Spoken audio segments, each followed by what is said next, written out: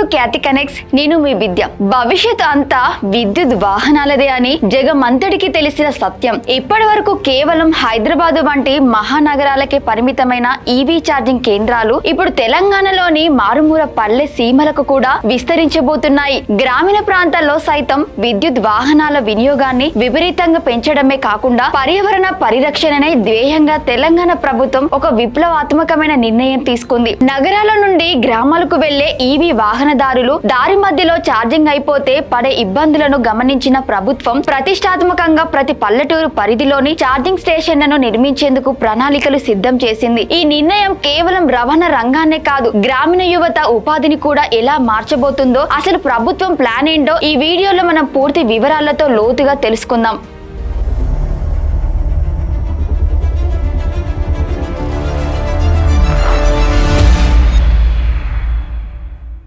గత 2-3 ఏళ్లుగా తెలంగాణ వ్యాప్తంగా విద్యుత్ ద్విచక్ర వాహనాలు, కార్లు మరియు ఆటోల అమ్మకాలు విపరీతంగా పెరిగాయి. పెట్రోల్, డీజిల్ ధరల భారం నుండి తప్పించుకోవడానికి నగర ప్రజలతో పాటు పల్లెటూరు ప్రజలు కూడా ఈవీ వాహనాల వైపు మొగ్గు చూపుతున్నారు. అయితే గ్రామాల్లో సరైన ఛార్జింగ్ సౌకర్యాలు లేకపోవడం వల్ల చాలా మంది సుదూర ప్రయాణాలు చేయడానికి భయపడుతున్నారు. ఈ సమస్యను శాశ్వతంగా పరిష్కరించేందుకు తెలంగాణ పునరుత్పాదక ఇంధన వనరుల అభివృద్ధి సంస్థ ద్వారా ప్రభుత్వం రంగంలోకి దిగింది. ప్రతి ప్రధాన రహదారి పక్కన జాతీయ రహదారులకు అనుసంధానించే గ్రామీణ రోడ్లపై ప్రతి 5 నుండి 10 కిలోమీటర్ల పరిధిలో ఒక ఛార్జింగ్ కేంద్రాన్ని అందుబాటులోకి తీసుకురావాలని నిర్ణయించింది. దీనివల్ల పల్లె ప్రజల్లో ఉన్న ఈవీ వాహనాల కొనుగోలు భయాలు పూర్తిగా తొలగిపోతాయని ప్రభుత్వం భావిస్తోంది. ఈ భారీ ప్రాజెక్టును విజయవంతం చేయడానికి ల్యాండ్స్ కేటాయింపు ప్రక్రియ అత్యంత కీలకంగా మారింది. గ్రామ పంచాయతీల పరిధిలో ఖాళీగా ఉన్న ప్రభుత్వ స్థలాలు, ప్రభుత్వ పాఠశాలలు లేదా కార్యాలయాల సమీపంలోని ల్యాండ్స్ మరియు రైతు వేదికల పరిసర ప్రాంతాలను ఈ ఛార్జింగ్ కేంద్రాల కోసం పరిశీలిస్తున్నారు. ఇందుకు సంబంధించిన స్థానిక రెవెన్యూ మరియు పంచాయతీ అధికారులకు ఉన్నత స్థాయి ఆదేశాలు జారీ అయ్యాయి. కేంద్రాల ఏర్పాటుకు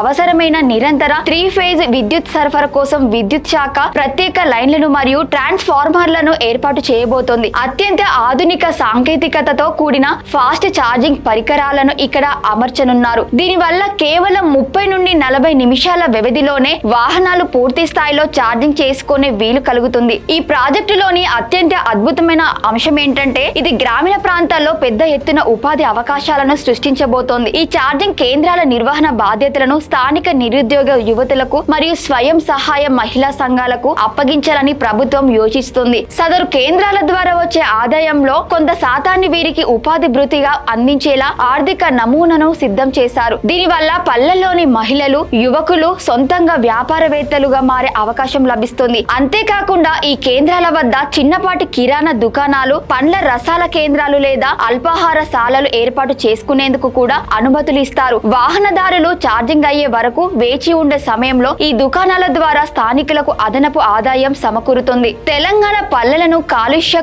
రహితంగా మార్చడంతో పాటు ఇంధన స్వయం సమృద్ధిని సాధించడంలో ఒక నిర్ణయం ఒక మైలురాయిగా నిలిచిపోనుంది. సాంకేతికత పరిజ్ఞానాన్ని కేవలం నగరాలకే పరిమితం చేయకుండా గ్రామీణ స్థాయికి తీసుకెళ్లడం వల్ల పల్లెల ఆర్థిక ముఖ చిత్రం కూడా మారుతుంది. రాబోయే కొద్ది నెలల్లోనే ఈ ప్రాజెక్టు క్షేత్రస్థాయిలో పూర్తి రూపం దాల్చుతోంది. ప్రభుత్వం తీసుకున్న ఈ వినూత్న నిర్ణయం పల్లె ప్రజల జీవితాలలో కొత్త వెలుగు నింపుతుందని ఆశిద్దాం. తెలంగాణ గ్రామాల్లో ఈవీ ఛార్జింగ్ కేంద్రాల ఏర్పాటుపై మరియు దీని వల్ల లభించే ఉపాధి అవకాశాలపై మీ అభిప్రాయాన్ని కింద కామెంట్ లో తప్పకుండా పంచుకోండి. ఈ ఇన్ఫర్మేటివ్ టెక్నాలజీ వీడియో నచ్చితే లైక్ చేసి పల్లెల్లోని మీ మిత్రులందరికీ షేర్ చేయండి. మా ఛానల్ ని సబ్స్క్రైబ్ చేసుకోవడం అస్సలు మర్చిపోకండి. మరో ఇంట్రెస్టింగ్ తాజా అప్డేట్ తో మళ్ళీ కలుద్దాం. జై హింద్.